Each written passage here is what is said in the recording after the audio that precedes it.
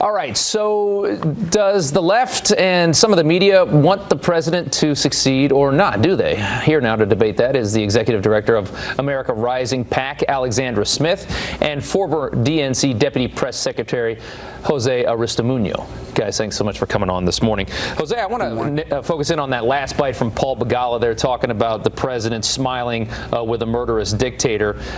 When we had the Iran deal coming to fruition, you had pictures of John Kerry smiling and shaking hands with a terrorist regime in Iran.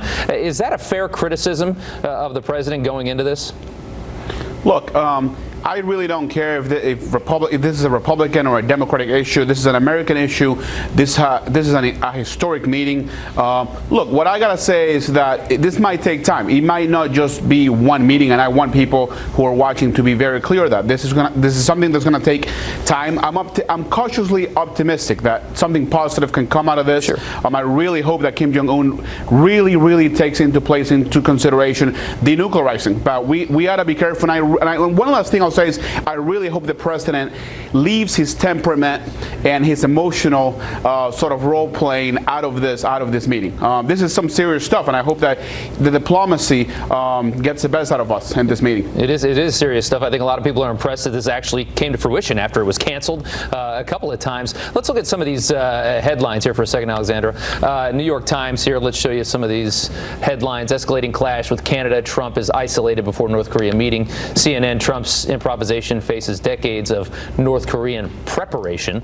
And the New Yorker, fending with allies, Trump may need, or feuding with allies, Trump may need success in Singapore more than Kim. The president gives the media a lot of ammo. I think that's fair to say. But do you think the headlines going into a meeting that has such potential are fair, and would they look different if the president was a Democrat?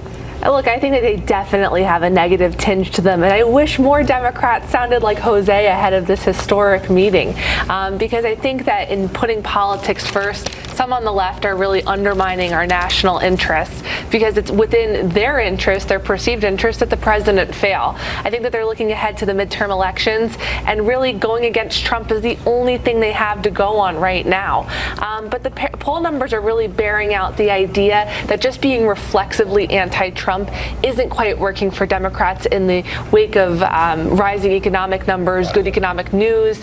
We're seeing that the Democrats need something more, and the better deal that they've proposed on the economic front just kind of isn't cutting it. Jose, there's so many complaints about how the president has handled foreign policy from many in the media and many Democrats as well.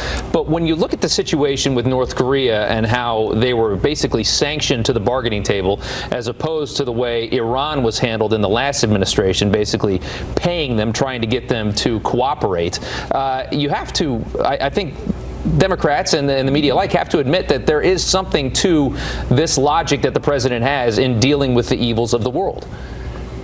Well, look, I'm not really sure if all of the credit goes to President Trump rather than the State Department and our foreign policy professionals, because we ought to remember maybe like 9-10 days ago, the president canceled the summit. So this back and forth via Twitter, whether we're going to cancel a historic summit of this size, it's not good for anybody. It's not good for our allies, and it's not good for the summit that's actually going to happen tomorrow. So time will tell what happens. I'm really hoping for the best, because again, this is not a Republican or a Democratic issue. This is an American issue. Yeah, Alexander, he says that canceling it via Twitter and being somewhat I guess, unpredictable in the weeks coming up to this wasn't a good thing for the president. I think some argue that that's what got them here, and that's what maybe gives him some leverage over Kim Jong-un in a situation where I think a lot of people thought that the North Korean leader had the most to gain from this meeting.